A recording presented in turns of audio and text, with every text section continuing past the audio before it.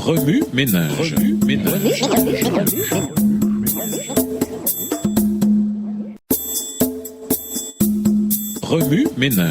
ménage.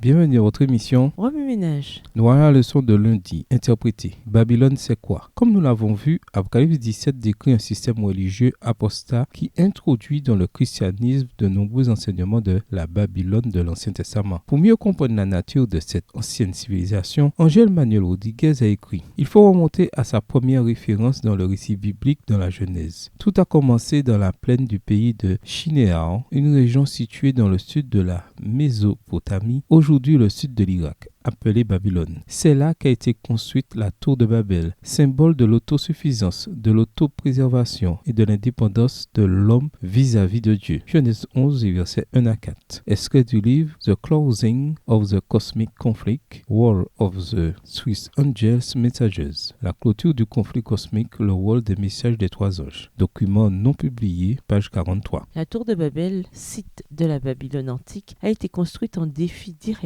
et ouvert à la parole de Dieu. Comme les gens construisaient ce monument pour leur propre gloire, Dieu a confondu leur langue. Le récit génésiaque présente cela comme suit. Voilà pourquoi celle-ci, la ville, porte le nom de Babel. C'est là, en effet, que le Seigneur a mis le désordre dans le langage des hommes. Genèse 11, verset 9. Ainsi, Babylone signifie confusion. Ce système est si mauvais qu'il est décrit comme étant ivre du sang du peuple de Dieu, du sang de ceux qui ont été mis à mort à cause de leur fidélité à Jésus. Apocalypse 17, verset 6. Ce sont là d'horribles images montrant à quel point Babylone est corrompue. Voir aussi Ésaïe 49, verset 26. En substance, la Babylone spirituelle représente une religion basée sur des enseignements humains, établie sur des idées humaines et soutenue par des traditions humaines. Si cette forme de religion a été créée par l'homme et bâtie par des dirigeants religieux humains sans doute brillants, en revanche, elle s'oppose directement à la puissance de l'Évangile et à l'Église que Jésus a bâtie. Une Église fondée sur l'amour et non sur la violence. Le livre de l'Apocalypse décrit ces deux systèmes de religion opposés. Le premier révèle une confiance totale en Jésus et une dépendance à l'égard de sa parole. Le second révèle une confiance totale dans l'autorité humaine et une dépendance à l'égard des enseignants religieux humains. Le premier consiste en une foi centrée sur le Christ,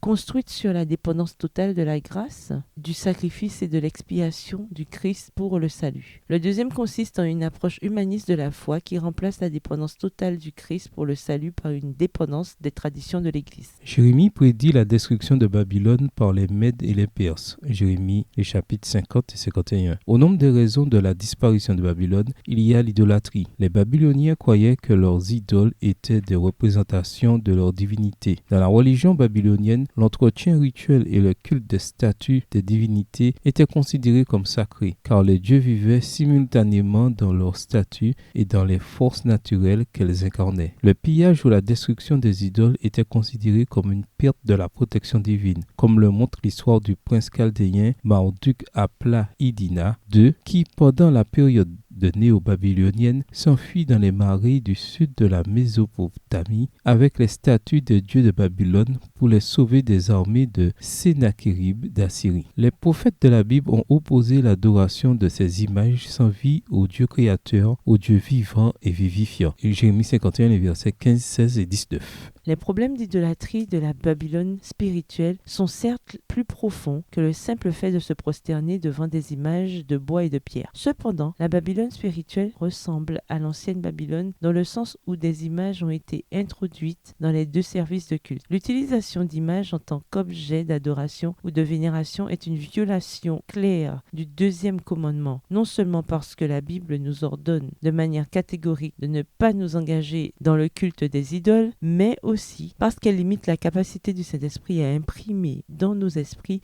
les choses de l'éternité, réduisant ainsi la majesté de Dieu à une statue sans vie. Ces images ont été introduites dans le christianisme au IVe siècle afin de rendre le christianisme plus acceptable pour la population païenne. Malheureusement, de telles images reçoivent souvent le caractère sacré et l'hommage qui n'appartiennent qu'à Dieu, ce qui rend l'ensemble spirituellement dégradant. Oui, Minège, après avoir regardé votre texte écrit et annoté, quels éclairages particuliers vos notes semblent-elles indiquer dans l'ensemble? Quelles questions émergent après l'étude de la leçon d'aujourd'hui? Quelle Quelle partie trouvez-vous difficile? Quels autres principes et conclusions découvrez-vous? Comment pouvons-nous nous protéger des influences subtiles de Babylone, telles que la tendance, aussi facile soit-elle, à dépendre de nous-mêmes et non entièrement de Dieu? Au revoir. Et à demain si Dieu veut.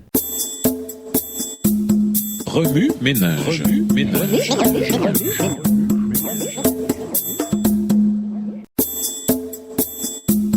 Remue ménage. Remue ménage.